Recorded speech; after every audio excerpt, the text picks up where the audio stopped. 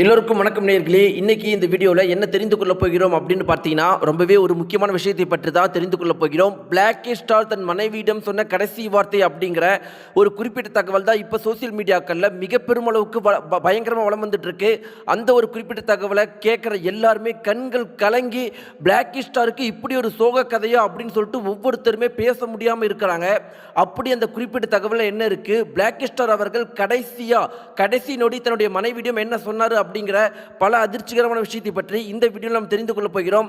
நேயர்களே, வாங்க வீடியோக்குள்ள போகலாம். நீங்கள் நம்முடைய சேனலுக்கு புதியவராக இருந்தால் மறக்காம சப்ஸ்கிரைப் பண்ணிட்டுங்க. நேயர்களே, பிளாக் ஸ்டாரை பற்றி நம்முடைய தமிழகத்தில் தெரியாதவங்க யாருமே இருக்க மாட்டாங்க.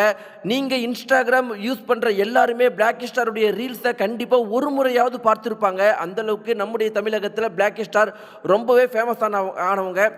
இதில் ரொம்ப முக்கியமான விஷயம் என்ன அப்படின்னு பார்த்தீங்கன்னா, பிளாக் ஸ்டாருடைய வாழ்க்கை வரலாற்றை பொறுத்த வரைக்கும் ஒரு சாதாரண ஒரு இன்ஸ்டாகிராமில் இன்ஃப்ளூயன்ஸராக ஆரம்பித்தார்.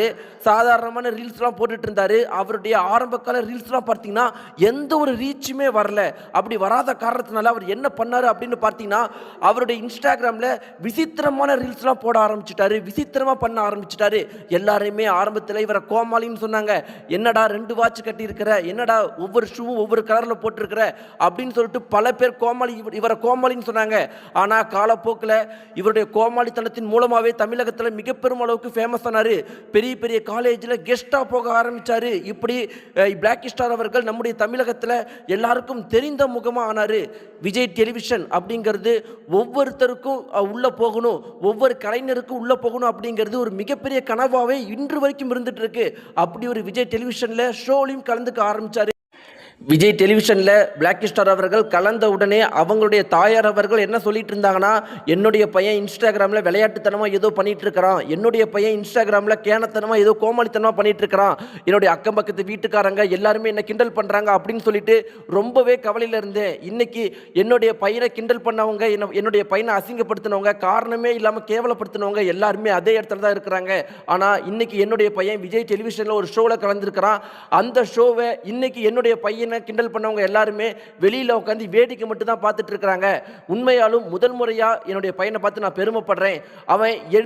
அவனுடைய வாழ்க்கையை அவனுக்கு பிடிச்ச மாதிரியே போகட்டும், அதில் நான் இதுக்கு மேலே தடை போட மாட்டேன் அப்படின்னு பிளாக் ஸ்டாருடைய தாயார் அவர்கள் ரொம்பவே உருக்கமான ஒரு விஷயத்தை சொல்லியிருந்தாங்க. என்னதான் நேயர்களே, பிளாக் ஸ்டார் அவர்களுக்கு இப்படி ஒரு சில சப்போர்ட்கள் இருந்தாலும் நம்முடைய தமிழகத்தை பொறுத்த வரைக்கும் பிளாக் ஸ்டாருக்கு மிக பெரும் அளவுக்கு எதிர்ப்புகள் இருக்குது. பல பேர் அவரை கேலியும் கிண்டலும் பண்ணிக்கிட்டு தான் இருக்கிறாங்க. ரொம்ப முக்கியமாக பார்த்தீங்கன்னா, காலேஜ் ஈவெண்ட்டில் அவர் கலந்துக்கிட்டாரு. கலந்த உடனே பல பேர் என்ன சொன்னாங்கன்னா, அதாவது ஒரு காலேஜ் ஈவெண்ட்டை பொறுத்த வரைக்குமே ஒரு நல்ல மனிதர்கள், அறிவாளிகள் இவங்களெல்லாம் கூட்டிகிட்டு போனால் தான் அந்த மாணவர்கள் இன்ஸ்பயர் ஆவாங்க. நீங்கள் போய் இன்ஸ்டாகிராமில் டான்ஸ் ஆடிட்டு கோமாளித்தனம் பண்ணிட்டு இருக்கிறவங்களை எப்படி கூட்டிகிட்டு போகலாம் அப்படின்னு சொல்லிட்டு மிகப்பெரிய அளவுக்கு ஹேட்ஃபுல் வந்துச்சு. இப்படி எல்லாம் இருக்கும்போது தானே நேயர்களே, பிளாக் ஸ்டாருடைய அப்பா இறந்து போயிட்டாரு. பிளாக் ஸ்டாருடைய அப்பா இறந்து போனது மிக பெரும் அளவுக்கு அதிர்வலைகளை சமூக வலைத்தளங்களில் ஏற்படுத்தி இருந்துச்சு. பிளாக் ஸ்டார் ஒரு இன்டர்வியூவில் இதை பற்றி தெளிவாக சொல்லியிருந்தாரு. என்னுடைய அப்பா இறந்து போயிட்டாரு, நான் இன்னைக்கு சமூகத்தில் இவ்வளோ பெரிய இடத்துல இருக்கிறேன், நான் ஒரு சாதாரண குடும்பத்தில் இருந்து இவ்வளோ பெரிய இடத்துல வந்ததுக்கு முக்கியமான காரணம் என்னுடைய அப்பா தான். இது பல பேருக்கு தெரியவே தெரியாது. என்னை கேலியும் கிண்டலும் பண்ணிட்டு இருக்கும்போது என்னுடைய அப்பா தான் என்னை ஊக்குவிச்சு என்னை மறைமுகமாக இவ்வளோ பெரிய இடத்துக்கு வரத்துக்கு காரணமாக இருந்திருக்காரு. அவர் இன்னைக்கு இறந்து போயிட்டாரு. ஆனால் நான் கண்கள் கலங்க மாட்டேன், நான் உடைஞ்சு போயிட மாட்டேன். அதற்கு முக்கியமான காரணம் என்ன அப்படின்னு பார்த்தீங்கன்னா, அவர் உயிரோடு இருக்கும்போது சொன்ன விஷயம், யார் நம்ம கேலியும் கிண்டலும் பண்ணாலும் அவங்களை கண்டுக்கவே கூடாது. கேலியும் கிண்டலும் பண்ணுறவங்களுக்கு வேலை இல்லாதனால தான் அதை பண்ணுறாங்க. அவங்களுக்கு வாழ்க்கையில் எந்த ஒரு சுவாரஸ்யமும் லட்சியமும் குறிக்கோளும் சந்தோஷமும் இல்லாதனால தான் நம்மளுடைய வாழ்க்கையை கெடுக்க பார்க்குறாங்க அப்படிங்கிற ஒரு விஷயத்த சொன்னார். அந்த ஒரு குறிப்பிட்ட விஷயத்தை என் மனசில் பதிய வச்சதுனால என்னுடைய வாழ்க்கையை நான் என்றைக்குமே முன்னேறிட்டே தான் இருப்பேன் அப்படின்னு சொல்லியிருந்தார். மேலும் அந்த ஒரு குறிப்பிட்ட இன்டர்வியூவில் அவர் என்ன சொல்லியிருக்காரு அப்படின்னு பார்த்தீங்கன்னா, என்னுடைய அப்பா இறந்து போனது அப்போ நான் இப்போ ரொம்பவே கஷ்டத்தில் இருக்கிறேன். ஆனால் இதற்கு முன்னாடி ஒரு தடவை நான் இறந்து போயிட்டேன். அது எப்போ அப்படின்னு பார்த்தீங்கன்னா, என்னுடைய மனைவி என்னை விட்டு விவாகரத்து பண்ணிட்டு போயிட்டாங்க. அப்போ பார்த்தீங்கன்னா நான் மிக பெரும் அளவுக்கு மன உளைச்சலானேன். அதற்கு அவங்க வெளியே சொன்ன காரணத்தை என்னால் இன்னைக்கு வரைக்கும் ஏற்றுக்கொள்ளவே முடியல. என்னை பற்றி வெளியே தவறாக பேச ஆரம்பிச்சிட்டாங்க. பக்கத்து வீட்டுக்காரர்கள், அக்கம்பத்து வீட்டுக்காரர்கள்லாம் அந்த டைவர்ஸுக்கான நியூஸ் காரணம் தெரிஞ்ச உடனே என்னை ரொம்பவே கேவலப்படுத்தினாங்க, அவமானப்படுத்தினாங்க. அதுதான் நான் முதல்ல இறந்த விஷயம்.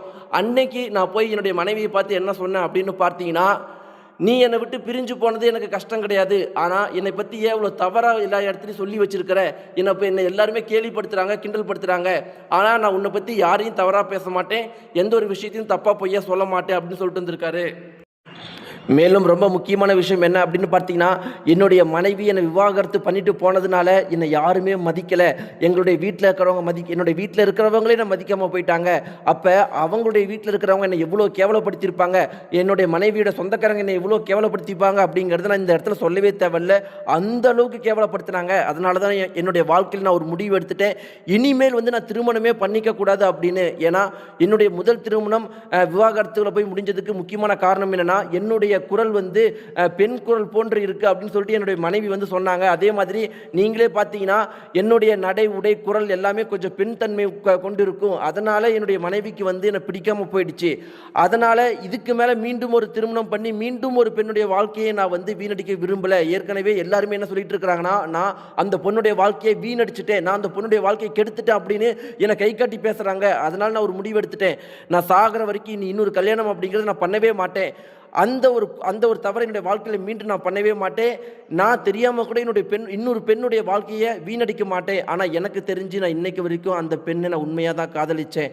அவளை எனக்கு எவ்வளோ பிடிக்கும் அப்படிங்கிறது எனக்கு மட்டும்தான் தெரியும். அதை நான் இதுக்கு மேலே சொல்லியும் பயனில்லை. ஆனால் ஒன்று மட்டும் சொல்லுவேன், அவள் ரொம்ப நல்லவ. அவளை மாதிரி ஒரு பொண்ணு எனக்கு மனைவியாக கிடைச்சது ரொம்பவே சந்தோஷம். ஆனால் அவள் என்னை விட்டு பிரிஞ்சு போனது தான் என்னால் தாங்கிக் கொள்ள முடியல அப்படின்னு சொல்லியிருக்காங்க நேயர்களே. இப்படியெல்லாம் இருக்கும்போது நேயர்களே, இது குறித்து பிளாக் ஸ்டாருடைய மனைவி என்ன சொல்லியிருக்காங்க அப்படின்னு பார்த்தீங்கன்னா, அவர் ரொம்பவே நல்லவர், ரொம்பவே சந்தோஷம், ரொம்பவே ஜாலியான டைப்பு தான். ஆனால் அப்படி இருந்தாலும் எனக்கு ஒரு சில விஷயங்கள் பிடிக்கல. என்னை பொறுத்த வரைக்கும் ஒரு கணவர்னா இப்படி இருக்கணும் அப்படி இருக்கணும் அப்படிங்கிற ஒரு சில எண்ணங்கள் ஆசைகள்லாம் இருக்குது. அந்த மாதிரி அவர் இல்லை. ஆனால் அவருடைய மனம் மாதிரி நல்ல குணம் மாதிரி யாருமே இல்லை. ரொம்பவே நல்ல மனம் படித்தவர், எல்லாத்துக்குமே நல்லது பேசுவார். அவர் மாரி ஒரு நல்ல மனுஷர் இல்லவே இல்லை தான். ஆனால் எனக்கு அவர் செட் ஆகலை. நான் அவரை விட்டு பிரிஞ்சது நான் வருந்தவில்லை. அப்படி இல்லைனாலும் அவருக்கு இன்னொரு வாழ்க்கை அமையலை அப்படிங்கிறத நினச்சி நான் வருந்த தான் செய்கிறேன் அப்படின்னு பிளாக் ஸ்டாருடைய மனைவி பல உருக்கமான விஷயங்களை சொல்லியிருக்கிறாங்க. இப்படிலாம் இருக்கும்போது நேயர்களே, இதை பற்றி சோசியல் மீடியாக்கள் என்ன சொல்லிட்டு இருக்காங்க அப்படின்னு பார்த்தீங்கன்னா, ஒரு புருகம் பிளாக் ஸ்டார் மேலே தான் தவறு இருக்குது அப்படின்னு சொல்கிறாங்க. மேலும் அவங்க என்ன சொல்கிறாங்க அப்படின்னு பார்த்தீங்கன்னா, நீயே பெண் மாதிரி தானே இருக்கிற, பெண் குரல் இருக்குது, உன்னுடைய நடை உடைவுலாம் பெண் மாதிரி இருக்குது, இதெல்லாம் உனக்கு முன்னாடியே தெரியும். அப்படிங்கிறப்ப நீ எதுக்கு கல்யாணம் பண்ணுற? நீ கல்யாணம் பண்ணி எதுக்கு ஒரு பொண்ணோட வாழ்க்கையை வீண் பண்ணுற? நீ பண்ணது மட்டும்தான் பெரிய தப்பு அப்படின்னு பல பேர் சொல்கிறாங்க. சில பேர் என்ன சொல்கிறாங்கன்னா, அந்த பொண்ணு மேலே தான் தப்பு இருக்குது. அந்த பொண்ணு எதுக்கு முன்ன பின்ன தெரியாமல் இவருடைய நடை உடையை பற்றிலாம் புரிஞ்சிக்காம அட்லீஸ்ட் ஒரு 5 நிமிஷமாவது அவர்கிட்ட பேசாமல் இவரை கல்யாணம் பண்ணிட்டு கடைசியில் டைவர்ஸ் பண்ணிட்டு போய் இவருடைய வாழ்க்கை எதுக்கு கெடுத்துருக்கணும் அப்படின்னு சொல்லிட்டு சொல்கிறாங்க. நேயர்களே, இந்த தகவலை பற்றி நீங்கள் என்ன நினைக்கிறீங்க? உங்களுடைய கருத்துக்கள்லாம் என்ன? மறக்காமல் கீழே இருக்கிற கன்பாஸை தெரிவிங்க. உங்களுக்கு பிளாக் ஸ்டார் அவர்களை எந்த அளவுக்கு பிடிக்கும், அவர் எந்த அளவுக்கு நல்லவர் நீங்கள் நினைக்கிறீங்க அப்படிங்கிறதெல்லாம் மறக்காமல் கமெண்ட் பாக்ஸை தெரிவிங்க. நன்றி.